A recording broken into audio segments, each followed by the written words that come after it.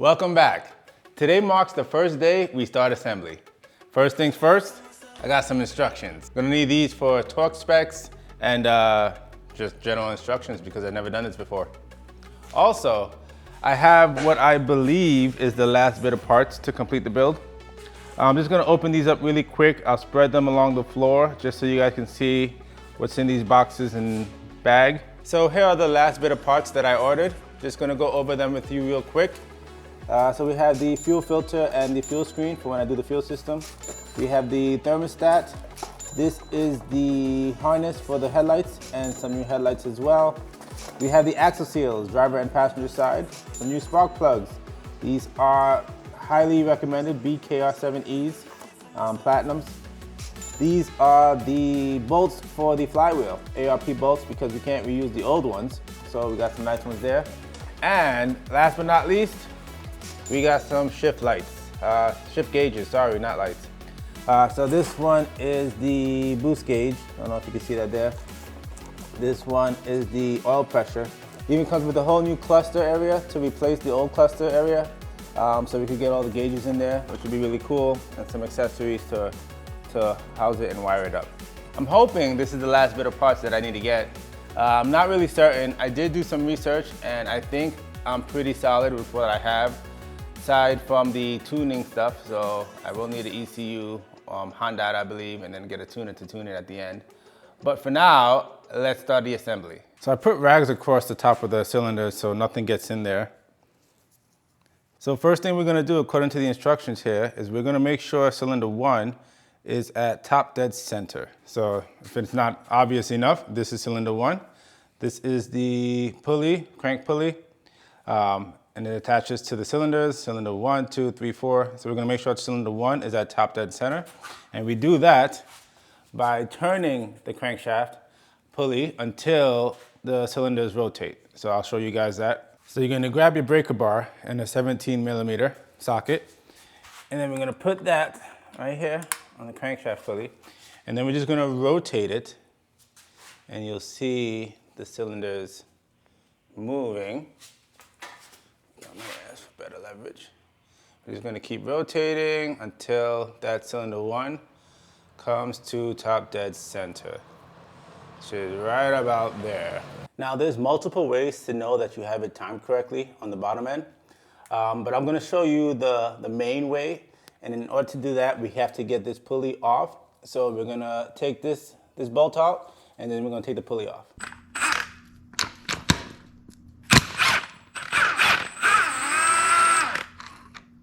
When taking the pulley off, you wanna be very careful. You see that pin up top there? That's gonna fall out when you pull this out. And that is extremely crucial to getting this put back together. So when you pull it out, just make sure you catch that pin, or at least be aware of what it is, where it is, and keep it together with the pulley.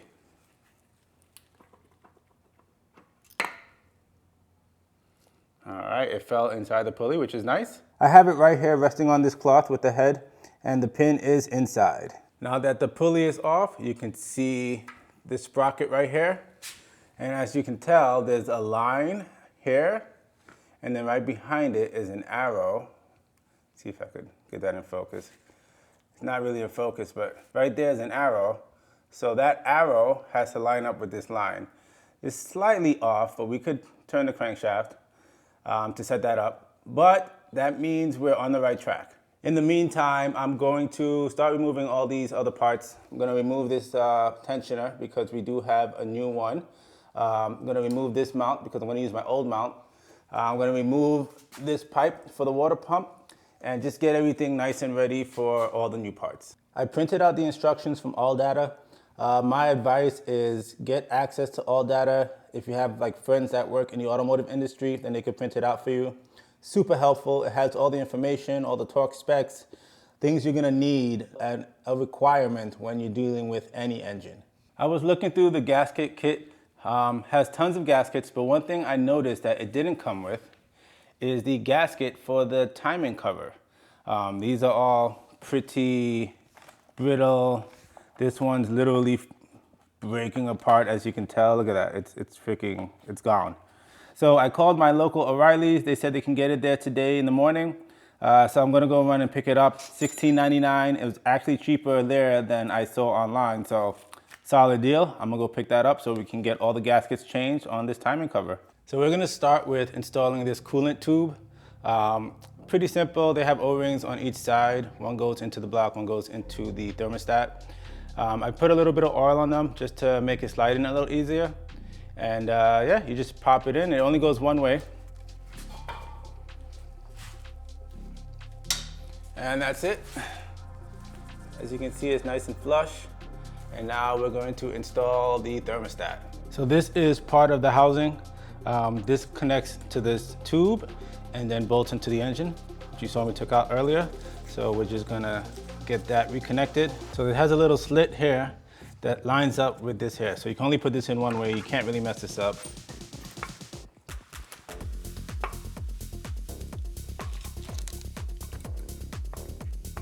There we go. All right. And then you just line it up. And pre-thread these bolts.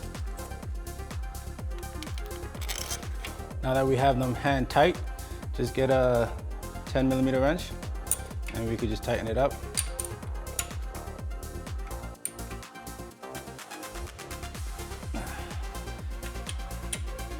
I'd rather do this with a wrench than with the impact because impact might be a little too powerful.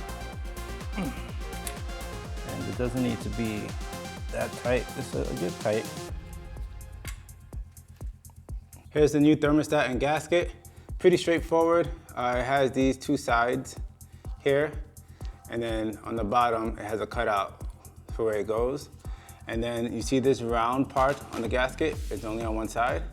That's supposed to go around this circular part here. So pretty much line it up, and that's it. Pretty straightforward. See it down here, see it up there. Now we put that into the housing. So for the thermostat, it's pretty simple. You have these two notches here, and it goes into these two holes right here. So you can't really mess it up. All you do is seat it there, and then it will not be able to move because it's in the holes. And then you take the other part of the housing right here, and then you just line it up. And then we get the bolts and hand thread this side in. And get the other bolt and hand thread this side in. Once you finish hand tightening it, just get your 10mm and snug those bolts. Try and do it evenly so that they're at least seating properly with the gasket. So the gasket is gonna prevent any leaks. And we're good to go. Here's the head, which received a complete valve job. So there, they cleaned up everything really nice. I mean, redid those valves, all brand new seals. Brand new, baby. So I just had to run to the auto parts store to pick up another gasket that was missing from the gasket set. I'm starting to think this gasket set is not all it's cracked up to be. The gasket in question is the water pump gasket. So the kit comes with the water pump, but not the gasket, in a gasket kit. Make it make sense. Now we're gonna put on the water pump. As you can see, I got the gasket in there. You see those little notches? Those are what holds the gasket in. So make sure you press the gasket in and it's firm in there. Also, if you're wearing gloves, be careful because sometimes the gloves will pinch. And if your gloves rip, you might have pieces of glove stuck in there, and that's something you don't want. So it's only 4 bolts. Goes right here. 1, 2, 3, and 4. This bolt is for the alternator bracket, I'm pretty sure. So we just get these 4 bolts in. It seals with the gasket, just like that, and we should be good to go. Quick note, when putting in the bolts, you're gonna have 3 long ones and 1 short one. The 3 long ones go in these 3 holes here, and then the short one goes in this bottom left section right here. That's all good and secure now. Next up is the new tensioner. Tensioner goes right in this hole here with a single bolt. also gets held in with a spring, which we'll put on afterwards. Another quick tip, when you put the tensioner on, there are 2 holes behind it. One of the holes sits on this mounting point right here to kind of hold it in place, and then the other hole is for that spring, which we just put on. Now that we got the belt side just about ready to go, let's get ready to start the head install. So first thing we're gonna do is prep the ARP head studs, which are right here. So pretty simple. Everything is clean, so you don't really have to clean much. If you did have to clean, the studs do come with instructions on how to clean the best way. But I'll take this one out just to show you. One side is longer than the other. As you can see, this side is longer than this side. The longer side goes into the block, the shorter side goes into the head. And all you wanna do is apply the assembly lube that comes with the studs before you install it into the head.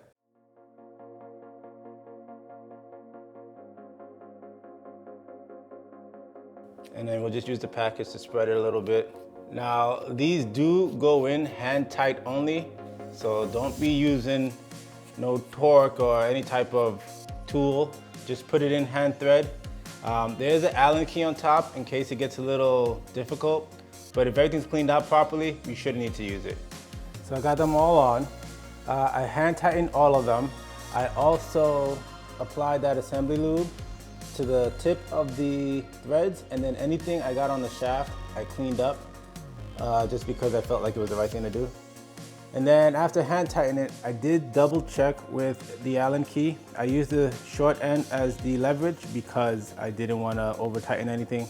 So I just ever so slightly checked to make sure they were pretty much at the bottom, and it all looks good. Now we're gonna get the head on and the head gasket. So looking at the camshaft, they did leave it in the up position, so we should be good. This is the camshaft gear, and as you can see, it has this little pin that slides right into this slot, and aligned with that pin has the word up. So we know that this is in the up position. So that's solid. That means it's good to go on, and it should line up with the camshaft gear. That's also lined up. So we should be good to put the head gasket on. I do have the dowel pins installed where they're supposed to be. And let's get the head on there.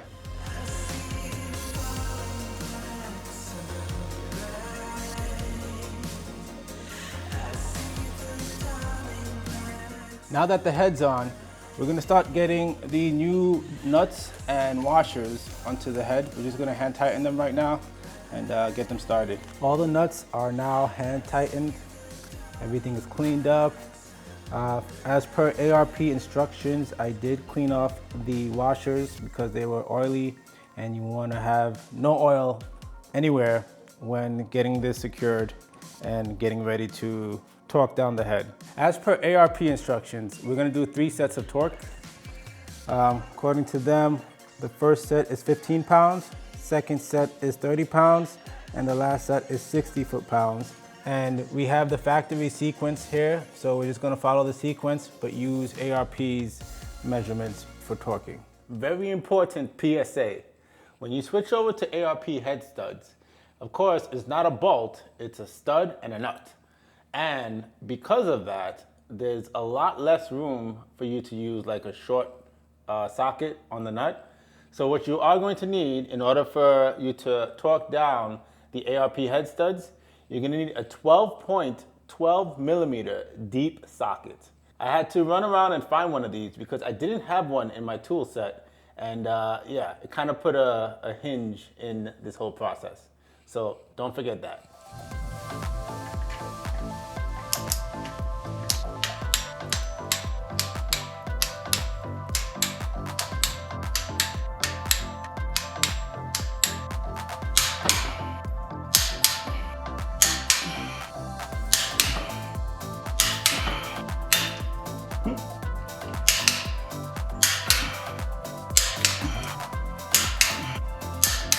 That was a little nerve-wracking, but we got it done. Now we're gonna put on the camshaft seal and then get the camshaft on and see if we can start setting up the timing.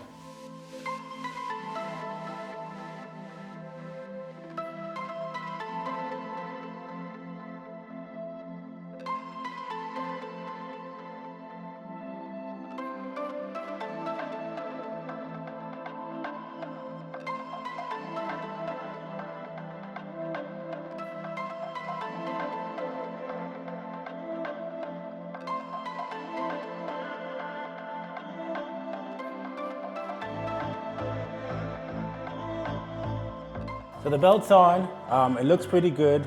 The marks are still where they need to be, so that's solid. There's a lot of play here. To get the slack out of the belt, all I did was take the 12mm and rotated the camshaft just slightly. Just remove the slack here, and now all we have to do is push up the tensioner and get it tightened.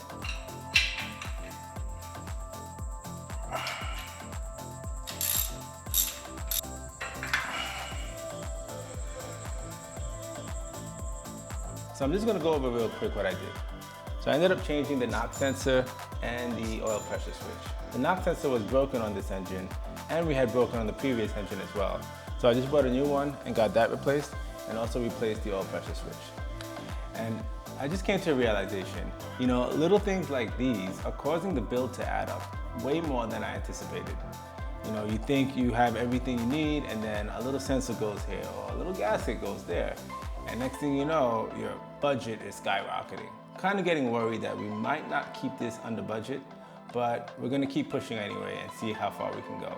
We'll stop here though, because it is getting late and it is extremely hot right now. I think for our next video, we're gonna get the clutch and the transmission on and try and get the motor back in the vehicle. That way we can start mocking everything up and see how everything looks. If you wanna get in on this giveaway to win this build, just go to our store, ratedgtr.store, and sign up to the email list. Also be subscribed to the channel and like and comment on the videos. Thanks for watching, and I'll see you guys next time.